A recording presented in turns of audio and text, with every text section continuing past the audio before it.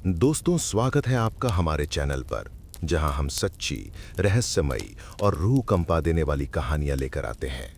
आज की कहानी है चंद्र ग्रहण का यज्ञ, ग्रहण की रात खुलता नरक का द्वार। एक ऐसी भयावह घटना जहां एक पुराना यज्ञ, एक नीला चांद और एक शापित मंदिर मिलकर ऐसी दहशत पैदा करते हैं कि मौत भी उसके आगे फीकी लगती है। अगर आपको रियल हॉरर, कर्स और मिस्ट्री पसंद है तो इस वीडियो को लाइक करें, चैनल को सब्सक्राइब करें और बेल आइकन दबाना ना भूलें, क्योंकि आगे आने वाली कहानियां सिर्फ डर नहीं देंगी बल्कि आपके सपनों में उतर जाएंगी। दोस्तों, आज की रहस्यमय श्रापित डरावनी कहानी के मुख्य पात्र हैं अशोक जी। आज की कहानी अशोक जी की जुबानी। मेरा नाम अशोक है। मैं पेशे से एक भूवैज्ञानिक, जियोलॉजिस्ट हूँ। धरती की परतों और उसके रहस्यों को समझना मेरा काम है, पर मैंने कभी नहीं सोचा था कि एक दिन मैं धरती की नहीं बल्कि नरक की परतों को छूने जा रहा हूँ। 2 साल पहले की बात है। अक्टूबर का आखिरी हफ्ता था। हमें उत्तराखंड की पहाड़ियों में एक सर्वे प्रोजेक्ट पर जाना था। हमें कर्ण गांव नाम के एक अजीब एकांत गांव में जाना था, जहां के पहाड़ों की चट्टानें बाकी इलाकों से बिल्कुल अलग थीं। रिपोर्ट में लिखा था कि उस क्षेत्र की मिट्टी में असामान्य मात्रा में राख और लोहे के तत्व पाए जाते हैं, जैसे वहां कभी भीषण दहन हुआ हो। मुझे ये सब वैज्ञानिक दृष्टि से दिलचस्प लगा, पर वहां पहुंचने पर जो माहौल महसूस हुआ उसने विज्ञान को मेरे भीतर बहुत छोटा कर दिया। गांव बेहद शांत था, जैसे किसी ने उसकी आवाज़ छीन ली हो। चारों ओर धुंध फैली हुई थी और घरों के बाहर नीम के पेड़ों पर सूखे नींबू और लाल धागे लटके थे, जैसे घर किसी अदृश्य डर से खुद को बांध कर बैठा हो। गांव के सरपंच ने मेरा और मेरी टीम का स्वागत तो किया, मगर उसकी आंखों में बेचैनी थी। उसने कहा, साहब, आप लोग यहाँ ज़्यादा दिन मत रहिएगा, 2 दिन बाद रक्त चंद्र है। मैंने सोचा वो किसी धार्मिक परंपरा की बात कर रहा था, पर उसकी आवाज़ में जो सिहरन थी उसने मुझे उलझा दिया। रात को मैं अपनी डायरी में नोट्स लिख रहा था कि दरवाजे पर दस्तक हुई। बाहर देखा तो एक बहुत बूढ़ी औरत खड़ी थी, झुकी हुई, पर उसकी आंखें चमक रही थीं जैसे किसी ने भीतर मशाल जला रखी हो। उसने धीरे से कहा, साहब, जो भी हो, ग्रहण की रात उस मंदिर के पास मत जाना। वहाँ यज्ञ होता है और जो उसे देख लेता है वो इंसानों की दुनिया में नहीं लौटता। मैं हैरान रह गया। उसके बाद वो बिना कुछ कहे धुंध में गायब हो गई। अगले दिन हम पहाड़ियों पर नमूने लेने निकले। मंदिर दूर से दिखाई दे रहा था, काले पत्थर का बना, लेकिन उस पर लाल रंग के निशान ऐसे फैले थे जैसे कोई खून के छींटे हों। पास जाकर देखा तो दीवारों पर कुछ संस्कृत के श्लोक खुदे थे। यत्र रक्तचंद्र उदायते तत्र द्वार नरकस्य प्रकटेते। मतलब, जहाँ रक्तचंद्र उगता है वहाँ नरक का द्वार खुलता है। मैंने पहले इसे किसी पौराणिक सजावट का हिस्सा समझा, पर जब मैंने अपने औजारों से मंदिर की नींव जांची तो पाया कि उसके नीचे एक अजीब सी ध्वनि आ रही थी, जैसे जमीन के भीतर कोई खोखलापन हो, कोई गहराई जो जवाब नहीं देती। शाम को गांव लौटते वक्त हमने मंदिर की दिशा से मृदंग और शंख जैसी आवाज़ें सुनी। रवि बोला, शायद कोई पूजा चल रही है, लेकिन वहाँ कोई दिख नहीं रहा था। बस हवा में राख जैसी गंध थी जो धीरे धीरे तेज होती गई। उसी रात मैंने एक सपना देखा, या शायद वो सपना नहीं था। मैंने देखा पूरा आकाश काला हो गया है, चांद लाल जल रहा है और मंदिर के बीचों बीच एक विशाल यज्ञ कुंड धधक रहा है। उसके चारों ओर दर्जनों लोग खड़े थे जिनके चेहरों पर राख पुती थी। वो एक साथ कुछ मंत्र बोल रहे थे और हर मंत्र के साथ यज्ञ की ज्वालाएं उल्टी दिशा में घूम रही थीं, जैसे आग नीचे गिर रही हो। सपने से अचानक मेरी आँख खुली। मेरा शरीर पसीने में डूबा हुआ था और कमरे में राख की गंध अब भी थी। मैंने आईने में देखा तो मेरी गर्दन पर हल्का सा जलने का निशान बना हुआ था, ठीक उसी जगह जहां सपने में यज्ञ की आग मेरे पास आई थी। मैं कांप गया। सुबह रवि ने बताया कि आधी रात को उसने पहाड़ियों से तेज नीली रोशनी देखी थी। उसने फोटो लेने की कोशिश की, पर कैमरा अपने आप बंद हो गया। उसने कहा कि शायद ये इलेक्ट्रोमैग्नेटिक इंटरफेरेंस होगा, लेकिन उसकी आंखों में भी डर था। जब हमने स्थानीय लोगों से इसके बारे में पूछा तो सबने मुंह फेर लिया। सिर्फ एक बुजुर्ग पंडित ने धीमी आवाज में कहा, जिस दिन चांद लाल होता है उस दिन धरती अपनी सबसे पुरानी भूख पूरी करती है। मैं अब तक इसे लोक कथा मानकर टाल रहा था, पर मेरे भीतर का वैज्ञानिक भी धीरे धीरे खामोश होने लगा था। हर घंटे कुछ न कुछ गड़बड़ हो रही थी। औजारों की सुइयां बेतरतीब घूमती, कंपास का निशान उत्तर दिशा दिखाने से इनकार कर देता और मिट्टी के सैंपल में राख की गंध बसती जाती। सबसे अजीब बात यह थी कि जैसे जैसे ग्रहण को तारीख पास आ रही थी, पूरा गांव धीरे धीरे खाली होता जा रहा था। लोग अपने घर बंद कर दूर जंगल की तरफ जा रहे थे। उस दिन शाम को जब सूरज ढल रहा था, मैं अकेला मंदिर की तरफ चला गया। मैं सब कुछ कैमरे में कैद करना चाहता था ताकि साबित कर सकूं कि ये सब अंधविश्वास है। मगर जब मैं वहां पहुंचा तो मैंने देखा कि मंदिर के दरवाजे पर एक सफ़ेद कपड़ा बंधा था और उसके ऊपर खून से लिखा था, यज्ञ अधूरा मत छोड़ना वरना द्वार फिर से खुल जाएगा। मैं भीतर जाने ही वाला था कि ठंडी हवा का झोंका आया और दरवाज़ा अपने आप खुल गया। अंदर सन्नाटा था, पर मुझे लगा जैसे कोई बहुत धीमी आवाज़ मुझे पुकार रही हो, मेरे नाम से। मैं वापस लौटा, लेकिन उस रात नींद नहीं आई। बाहर आसमान में चांद पूरा गोल था, पर उसका रंग फीका था, जैसे किसी ने उसे राख से ढक दिया हो। मैंने डायरी में लिखा, कर्ण गांव में कुछ है, कोई पुरानी घटना जो मिटाई नहीं जा सकती। हर चीज़ में राख है और हर राख में किसी की चीख। मुझे नहीं पता था कि आने वाली रात में वो राख जिंदा हो जाएगी और जो कुछ हमने अब तक पढ़ा था वो हमारी आंखों के सामने घटेगा, क्योंकि सिर्फ 2 दिन बाद रक्तचंद्र का ग्रहण था और महाकाल देवालय का यज्ञ फिर से शुरू होने वाला था। ग्रहण का दिन आ चुका था। सुबह से ही आसमान पर एक अजीब सी धूल तैर रही थी, जैसे किसी ने पूरे आकाश पर राख फैला दी हो। सूरज दिखाई देता था, मगर उसका रंग हल्का पीला नहीं बल्कि मुरझाया हुआ नारंगी था। हवा में नमी नहीं, बस किसी पुराने धुएं की गंध थी। मैं और रवि दोनों चुप थे। पिछले 2 दिनों से हमारे औजार काम करना बंद कर चुके थे। कंपास घूमता ही नहीं था और कैमरे में कैद की गई तस्वीरें काले धब्बों से भरी थीं। मैंने सोचा कि शायद ये सब गैस के रिसाव या किसी चुंबकीय प्रभाव की वजह से हो, लेकिन दिल मान नहीं रहा था। उस सुबह जब मैंने दर्पण में देखा तो गर्दन पर बना निशान और गहरा हो चुका था, काले रंग का, जैसे किसी ने गर्म लोहे से छुआ हो। मैंने रवि से कुछ नहीं कहा, पर उसके चेहरे पर भी बेचैनी थी। उसने धीरे से कहा, अशोक, आज मंदिर मत चलना। पर मैं जानता था अब लौटने का कोई रास्ता नहीं है। शाम होते होते पूरा गांव खाली हो गया। दूर दूर तक कोई नहीं दिख रहा था। बस मंदिर की दिशा से ढोल और मृदंग की धीमी आवाज आ रही थी, जो हर मिनट और गहरी होती जा रही थी। मैंने बैग उठाया, कैमरा चालू किया और रवि से कहा, आज हम सच्चाई रिकॉर्ड करेंगे। उसने कुछ नहीं कहा, बस सर झुका लिया। रास्ता धुंध से भरा था और जैसे जैसे हम मंदिर के करीब पहुंचे, धुंध में लाल चमक दिखने लगी। वो लाल रोशनी किसी दीपक की नहीं थी, वो जैसे धरती के भीतर से निकल रही थी। महाकाल देवालय के पास पहुंचकर मैंने पहली बार देखा कि वो जगह उतनी वीरान नहीं थी जितनी हमने सोची थी। अंदर लगभग 10-12 लोग खड़े थे। सबके शरीर पर भस्म पुती हुई थी और चेहरों पर कोई भाव नहीं था। बीच में एक विशाल यज्ञ कुंड जल रहा था, पर उसकी लपटें अजीब थी, नीले और काले रंग की। उसकी गर्मी से हवा जल नहीं रही थी, बल्कि ठंडी हो रही थी। मैंने कैमरा जूम किया और रिकॉर्डिंग शुरू की। यज्ञ कुंड के चारों ओर 7 खोपड़ियां रखी थीं। किसी पुरानी पूजा का हिस्सा नहीं, बल्कि ताज़ा। उनमें से एक पर अब भी बाल दिखाई दे रहे थे। मेरी सांस रुक गई। रवि कांप रहा था। उसने धीरे से कहा, अशोक, ये शांति यज्ञ नहीं है, ये कुछ और है। मध्य में एक आदमी खड़ा था। उसके चेहरे पर काला कपड़ा बंधा था, बस आंखें दिखाई दे रही थीं। उसकी आवाज़ मानवीय नहीं थी, गहरी, धातु जैसी और किसी गुफा की गूंज जैसी। वो मंत्र पढ़ रहा था, पर वो संस्कृत नहीं थी। वो भाषा ऐसी थी जैसे कोई पत्थर बोल रहा हो, जैसे धरती की परतें खुद किसी दबी हुई बात को दोहरा रही हों। हर मंत्र के साथ यज्ञ की लपटें उल्टी घूमती, जैसे किसी छेद में खिंच रही हों। मैंने अपने कानों में बजती ध्वनि को महसूस किया। वो सिर्फ बाहर नहीं, मेरे भीतर गूंज रही थी। ग्रहण शुरू हो चुका था। आसमान पर चांद धीरे धीरे काला हो रहा था और फिर उसकी सतह से लाल रोशनी रिसने लगी, जैसे कोई घायल आंख खुल रही हो। पूरे मंदिर का वातावरण अचानक बदल गया। हवा भारी हो गई और धरती के नीचे से कंपन आने लगा। मैंने जमीन पर हाथ रखा तो लगा जैसे किसी ने धीमी धड़कन छुपा रखी हो। तभी यज्ञ कुंड के पास खड़ा एक आदमी गिर पड़ा। उसके गिरते ही बाकी सबने मंत्रों की गति बढ़ा दी। नीली लपटें अचानक ऊपर नहीं नीचे खिंचने लगीं। अब वो जमीन में समा रही थीं।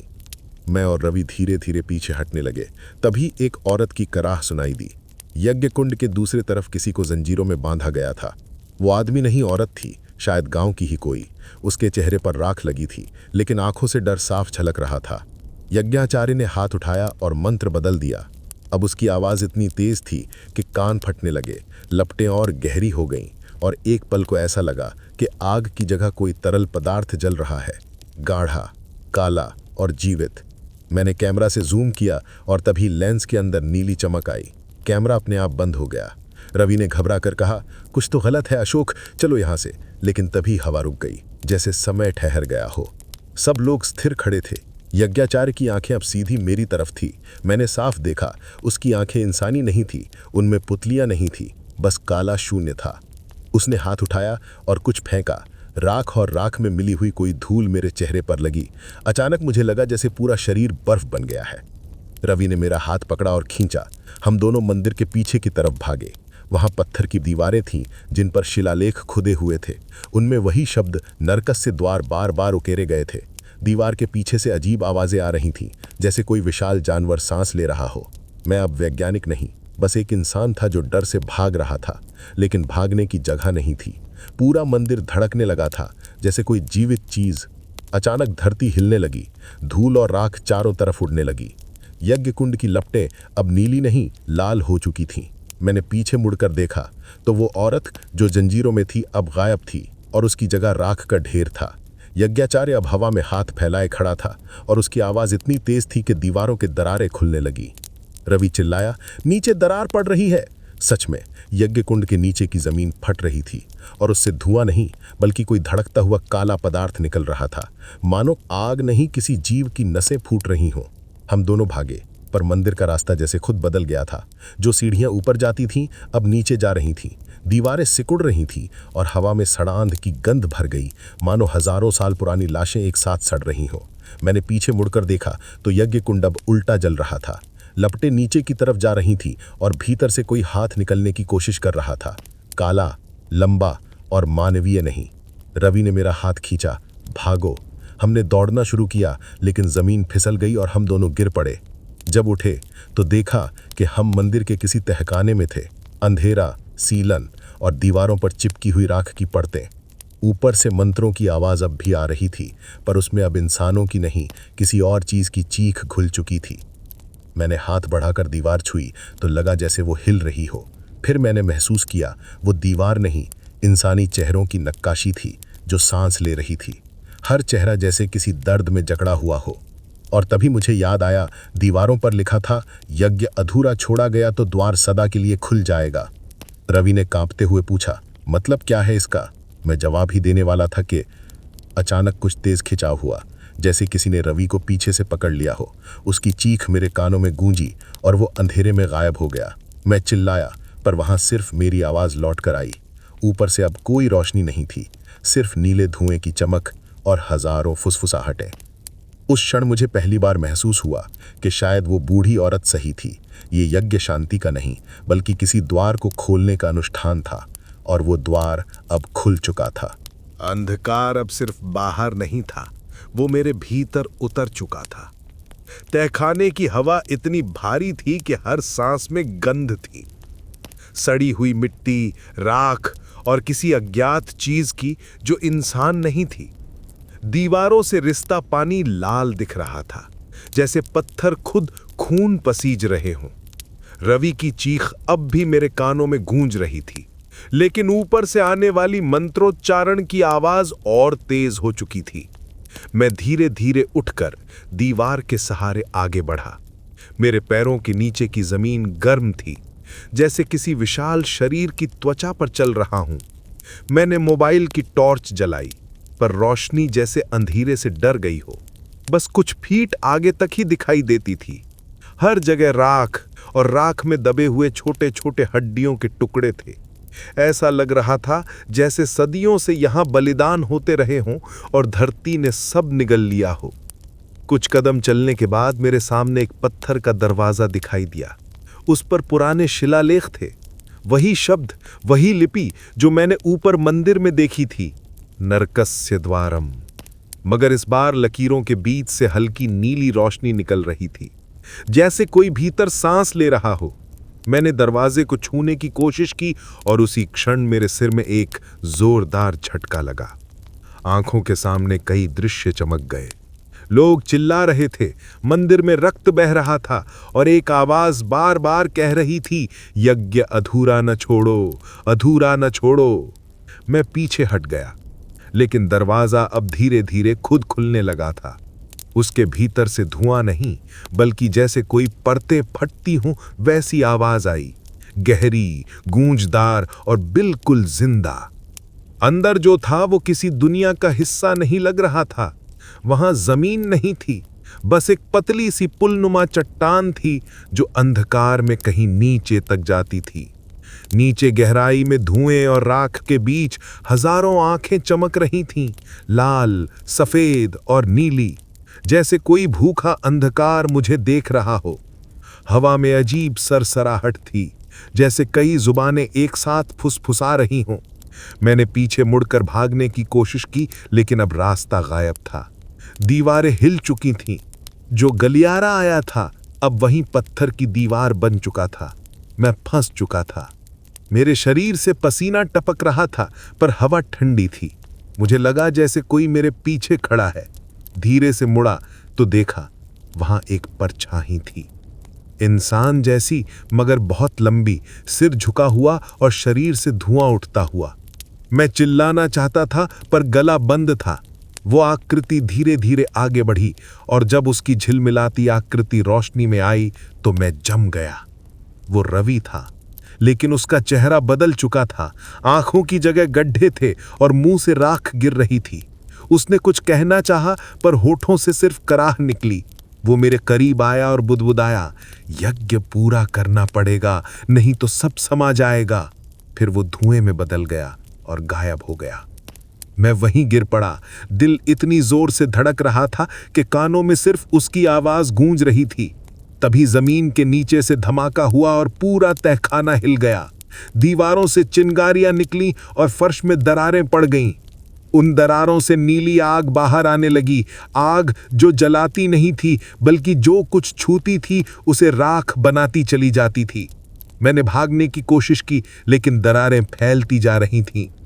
तभी दरवाजे के पीछे से एक भयानक आवाज आई। कोई नाम ले रहा था, मेरा नाम, अशोक। वो आवाज इतनी भारी थी कि मेरा पूरा शरीर सुन्न पड़ गया, जैसे कोई पहाड़ बोल रहा हो। मैंने दरवाजे की तरफ देखा, अब वो पूरा खुल चुका था। भीतर सिर्फ अंधकार था, मगर उसकी गहराई से एक हल्की रोशनी उठ रही थी, लाल और नीले रंग की, जैसे लावा बह रहा हो। और उसी रोशनी में मैंने देखा हजारों आकृतियां जो किसी प्रेत की तरह हवा में लटक रही थीं। कुछ के चेहरे पहचान में आते थे, वो गांव वाले थे जिन्हें मैंने आते वक्त देखा था। उनके शरीर नहीं थे, बस राख में ढले चेहरे। मैं पीछे हटने लगा, लेकिन उस आवाज ने फिर पुकारा, यज्ञ अधूरा है, बलि अधूरी है। तभी मेरे पैरों के नीचे की जमीन टूट गई और मैं नीचे गिरने लगा। एक पल को लगा जैसे गिरना खत्म ही नहीं होगा, लेकिन मैं नीचे किसी नर्म चीज पर आकर रुका। चारों तरफ राख और धुआं था। ऊपर देखा तो यज्ञ कुंड की नीली लपटें अब सिर के ऊपर उल्टी जल रही थीं, यानी मैं उसी यज्ञ के नीचे था। हवा में राख के कण चमक रहे थे और उनमें से हर एक कण जैसे किसी चेहरे का टुकड़ा हो। मैंने चारों ओर देखा। दीवारों पर जीवित मूर्तियां बनी हुई थीं जो हिल रही थीं। उनके मुंह खुले थे, जैसे चीखने की कोशिश कर रही हों, पर आवाज नहीं निकल रही थी। एक दीवार पर कुछ उभरा हुआ दिखा, कोई शिलालेख। मैं पास गया। लिखा था, जो अधूरा यज्ञ देखेगा वो उसका भाग बनेगा। तभी दीवार से एक चेहरा निकलकर मेरी तरफ झपटा और मैंने पीछे हटकर किसी स्तंभ को पकड़ लिया। वो स्तंभ गर्म था, जैसे भीतर कुछ धड़क रहा हो। तभी मुझे एहसास हुआ, पूरा यह स्थान जीवित था। ये कोई पत्थर की गुफा नहीं, बल्कि किसी विशाल प्राणी का शरीर था जो सदियों से सोया हुआ था और अब जागने लगा था। ऊपर से आवाज आई, वही यज्ञाचार्य। उसकी गुर्राहट अब किसी मानव जैसी नहीं थी। द्वार खुल चुका है, अब यज्ञ पूरा होगा। मैं उसकी परछाई देख सकता था। वो ऊपर लपटों के बीच खड़ा था और उसकी परछाई नीचे तक फैल रही थी, जैसे कोई राक्षसी रूप। तभी नीचे के दरार से नीली चमक निकली और मेरे सामने राख से एक आकृति बनने लगी। वो वही बूढ़ी औरत थी जिसने मुझे चेतावनी दी थी, मगर अब उसका शरीर पारदर्शी था और आंखों में शांति नहीं, भय था। उसने धीरे से कहा, तू नीचे क्यों आया बालक? अब वापसी नहीं है। मैंने कांपते हुए पूछा, ये जगह क्या है? उसने कहा, ये द्वार है जहां अधूरे पाप अपने रूप में लौटते हैं।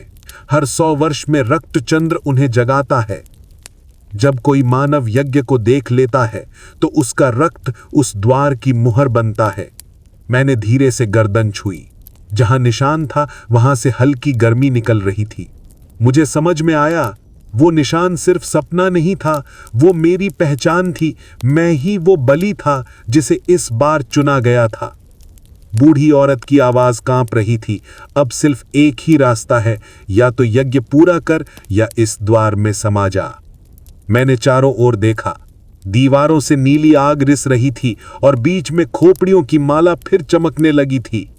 ऊपर ग्रहण अपनी चरम सीमा पर था और पूरा मंदिर, पूरी धरती जैसे कांप रही थी। मैंने पीछे देखा, दरवाजा अब पूरी तरह खुल चुका था और भीतर से हजारों आत्माएं बाहर निकल रही थीं, धुएं के बादल बनकर। उनके साथ कोई बहुत बड़ा, बहुत पुराना आकार आगे बढ़ रहा था। उसकी आंखें 2 नीली ज्वालाएं थीं। उसने धीरे से कहा, यज्ञ पूरा करो, नहीं तो सब यहां समा जाएगा। मैंने आखिरी बार ऊपर देखा और तब मुझे एहसास हुआ कि ये सिर्फ एक यज्ञ नहीं बल्कि एक सौदा था। एक ऐसा अनुष्ठान जो नरक के द्वार और मनुष्य के रक्त के बीच की रेखा मिटा देता है, और अब वो रेखा टूट चुकी थी। मैंने घड़ी देखी, रात के ठीक 12 बजने वाले थे। आकाश में चंद्रमा अब पूरी तरह नीला पड़ चुका था, जैसे उसकी नसों में खून की जगह जहर बह रहा हो। मंदिर के चारों ओर तेज हवा घूमने लगी थी। घंटियां बिना छुए बज रही थीं। चांदनी के साथ एक धूल भरा तूफान उठा, जिसमें राख और पुराने फूल उड़ते हुए मेरे चेहरे से टकरा रहे थे। मैं अभी भी मंदिर के पिछवाड़े खड़ा था, हाथ में कैमरा और दिल में डर का पहाड़ लिए। अंदर से अजीब मंत्रोच्चार की आवाजें आ रही थीं, ऐसी भाषा में जो न संस्कृत थी न हिंदी, बल्कि किसी बहुत पुराने युग की लग रही थी। हर बार जब वे मंत्र तेज होते, जमीन कांप उठती। दीवारों पर बने पत्थर के चेहरे ऐसे लग रहे थे जैसे वे सांस ले रहे हों। मैंने साहस जुटाकर मुख्य द्वार की ओर कदम बढ़ाए, तभी मेरे पैर किसी गीली चीज पर पड़े। वो खून था, ताजा और गर्म। मैंने कैमरा नीचे किया तो देखा एक आदमी की उंगलियां पड़ी थीं, ताजा कटी हुई, जैसे किसी ने किसी की बलि दी हो। मेरा दिमाग सुन्न हो गया। तभी भीतर से चीख सुनाई दी, अशोक! वो आवाज नीलिमा की थी। मैं भागता हुआ अंदर पहुंचा। दृश्य देखकर मेरे पैरों की हड्डियां जैसे पत्थर बन गई। मंदिर के बीचों बीच एक विशाल यज्ञ कुंड जल रहा था, पर उस अग्नि का रंग लाल नहीं, नीला था। उसकी लपटों में जैसे सैकड़ों चेहरे तड़प रहे हों, और उसके सामने नीलिमा जमीन पर थी, बेहोश। उसके चारों ओर वे 5 साधु खड़े थे, जिनके चेहरे मैंने पहले नहीं देखे थे। लाल कपड़ों में, माथे पर राख की मोटी परत और आंखों में पागलपन की चमक। वो बार बार एक ही बात कह रहे थे, ग्रहण की ज्योति में रक्त अर्पण, द्वार खुलेगा, शाप मिटेगा। मुझे एहसास हुआ कि वे कोई साधारण यज्ञ नहीं कर रहे थे। ये किसी आत्मिक द्वार को खोलने का अनुष्ठान था, और उसका ईंधन था मनुष्य का रक्त। मेरा दिमाग तेजी से चलने लगा। अगर मैंने अब कुछ नहीं किया तो नीलिमा अगली बलि बन जाएगी। मैंने पास रखी त्रिशूल जैसी एक लोहे की वस्तु उठाई और चिल्लाते हुए उनकी ओर भागा। लेकिन जैसे ही मैं आगे बढ़ा, हवा में बिजली सी कौंधी, एक तेज झटका लगा और मैं फेंका गया, दीवार से टकरा गया। मेरा सिर फट गया, पर मैं बेहोश नहीं हुआ। तभी मुझे दीवार के पीछे कुछ दिखाई दिया, वही पाषाण द्वार जो हमने दोपहर को देखा था, लेकिन अब वो द्वार खुल रहा था। उसके भीतर से नीली धुंध और सिसकियों जैसी आवाजें निकल रही थी। साधुओं ने नीलिमा के शरीर को उठाया और यज्ञ कुंड की ओर बढ़े। मैं घसीटते हुए उठा और कैमरे का ट्राइपॉड उठाया। उसी से एक साधु पर वार किया, उसकी खोपड़ी से खून फूट पड़ा और बाकी 4 मेरी ओर पलटे। वे अब इंसान नहीं लग रहे थे। उनके मुंह से सांप जैसी फुफकार निकल रही थी और उनकी आंखें पूरी तरह सफेद थीं। तभी मंदिर के दीवारों से जैसे कोई कराह निकली। वो खून से बनी आकृतियां अब हरकत कर रही थीं। उनमें से एक आकृति यज्ञ कुंड में कूद गई और नीली ज्वाला अचानक और तेज हो गई। मुझे लगा कि पूरा मंदिर किसी और आयाम में खिंच रहा है। मैं किसी तरह रेंगते हुए नीलिमा तक पहुंचा, उसे झकझोरा, पर वो बेहोश थी। मैंने उसकी बाह पकड़ी और दरवाजे की ओर खींचने लगा। तभी पीछे से किसी ने मेरा कंधा पकड़ लिया। जब मैंने पलट कर देखा तो वो कोई साधु नहीं, बल्कि वही प्राचीन मूर्ति थी जो मंदिर के दरवाजे पर थी, अब जिंदा। उसके पथरीले हाथों से नीली लपटें निकल रही थी। उसने कहा, शाप अधूरा मत छोड़ो, वरना द्वार कभी बंद नहीं होगा। उसकी आवाज इंसान की नहीं, गूंजती हुई किसी गुफा जैसी थी। मैंने पूरी ताकत से उसे धक्का दिया और नीलिमा को खींचते हुए बाहर की ओर भागा। पीछे नीली लपटें हमारी परछाइयों को निगल रही थी। मंदिर से बाहर निकलते ही हवा में धुएं की गंध थी और गांव की ओर से चीखें आ रही थीं। लगता है पूरा कर्ण गांव इस अनुष्ठान की चपेट में था। आसमान में चंद्रमा पूरी तरह काला पड़ चुका था और उसकी जगह एक नीली गोल छाया लटक रही थी। मैंने गाड़ी की चाबी निकाली, पर इंजन स्टार्ट नहीं हुआ। तभी पीछे से किसी के पैरों की आवाज आई। वो साधु फिर से जिंदा हो चुके थे। मैंने कैमरा उठाया और उसके स्टैंड को हथियार की तरह घुमाया। एक एक कर तीनों साधु गिर पड़े, पर चौथा सीधा मेरे सामने आ गया। उसने अपनी जीभ बाहर निकाली, लंबी, नीली और नुकीली, और मेरी गर्दन पर लपेट दी। सांस रुकने लगी।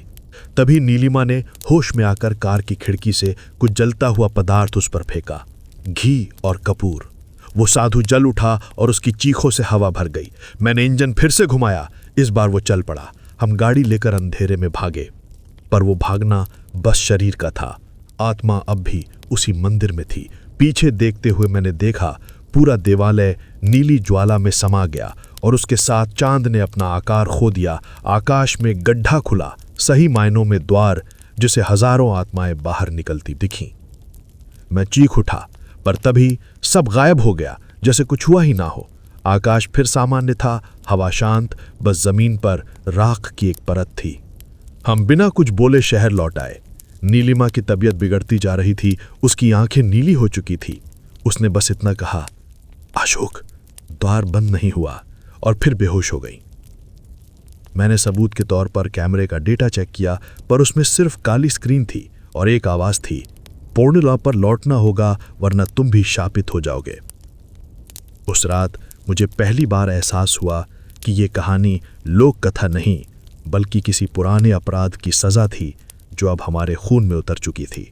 ग्रहण की वो नीली ज्वाला अब मेरे भीतर भी धड़क रही थी और मुझे समझ आ गया था कि ये सब यहीं खत्म नहीं होगा।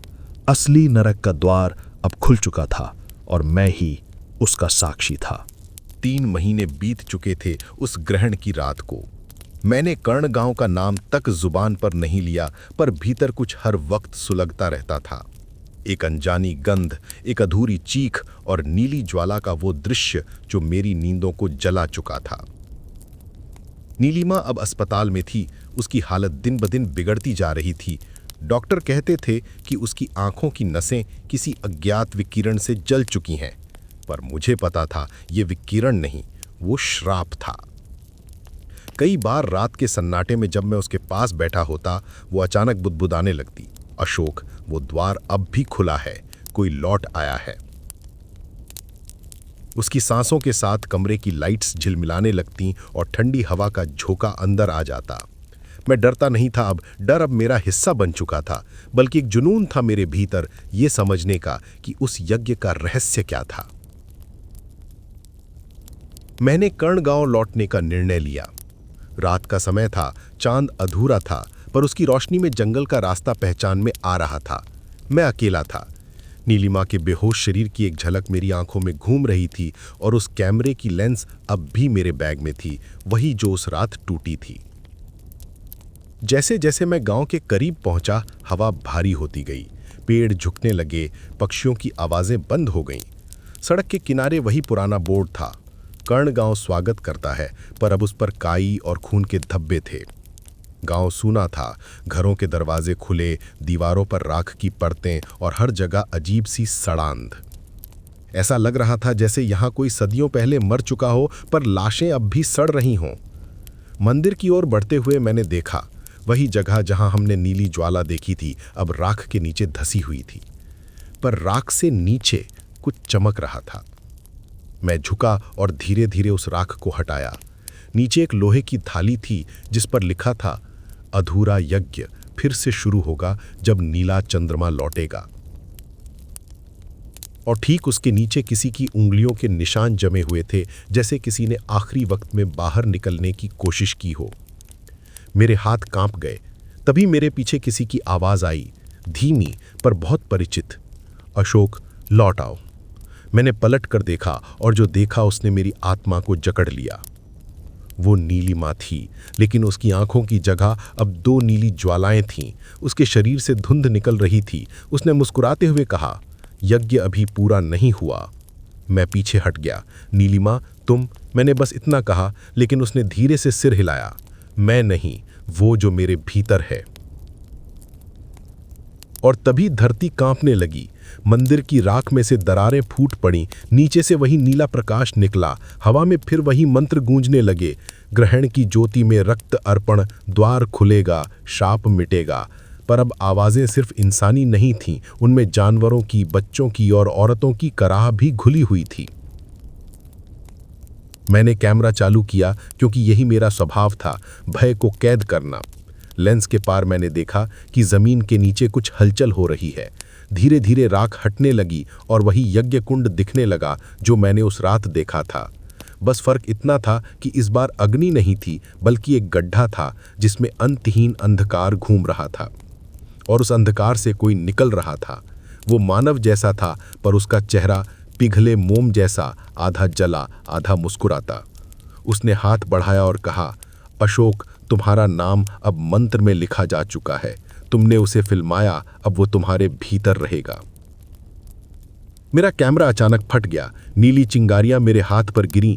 मुझे लगा जैसे मेरी नसों में आग दौड़ रही हो। मैं भागा, लेकिन हर दिशा में वही दृश्य था। गांव अब बदल चुका था। हर घर की दीवार से नीली लपटें उठ रही थीं और उनमें से आकृतियां निकल रही थीं। बुजुर्ग, औरतें, बच्चे, जैसे गांव के हर मरे हुए व्यक्ति अब लौट आया हो। वो सब एक स्वर में कह रहे थे, द्वार बंद होना चाहिए, नहीं तो सब निगल लिया जाएगा। मैं समझ गया कि अगर ये यज्ञ पूरा हुआ तो न सिर्फ कर्ण गांव बल्कि आसपास की पूरी घाटी निगल ली जाएगी। तभी नीलिमा मेरे सामने आ गई।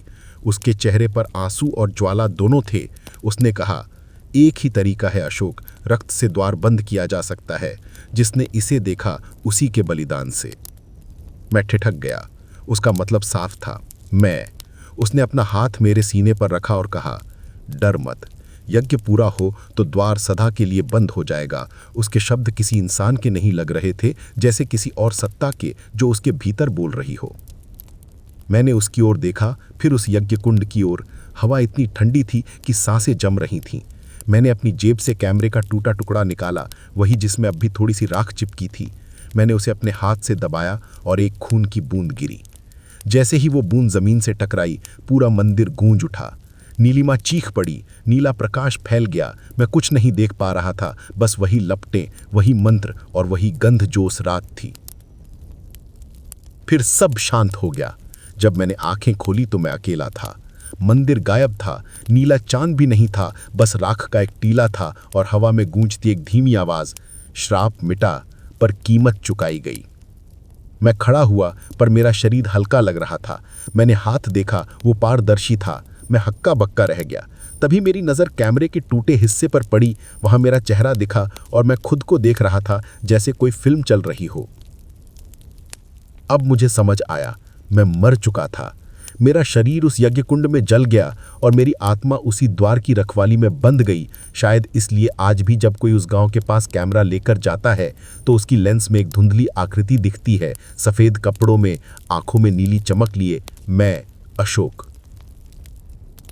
लोग कहते हैं कि कर्ण गांव अब वीरान है, पर वे नहीं जानते कि कुछ दरवाजे कभी पूरी तरह बंद नहीं होते।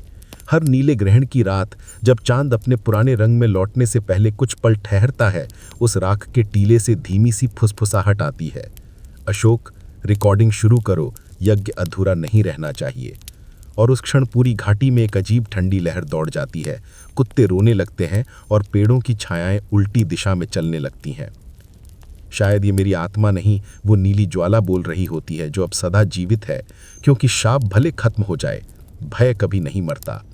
अगर तुम्हें चंद्र ग्रहण का यज्ञ, ग्रहण की रात खुलता नरक का द्वार कि ये भयावह कहानी पसंद आई हो, तो याद रखना, कुछ रहस्य सिर्फ सुनने के लिए नहीं होते, बल्कि चेतावनी देने के लिए जन्म लेते हैं। अगली बार जब आसमान में नीला चांद दिखे तो अपने घर की खिड़कियां बंद कर लेना, क्योंकि शायद अशोक की फुसफुसाहट अब भी हवा में तैर रही हो।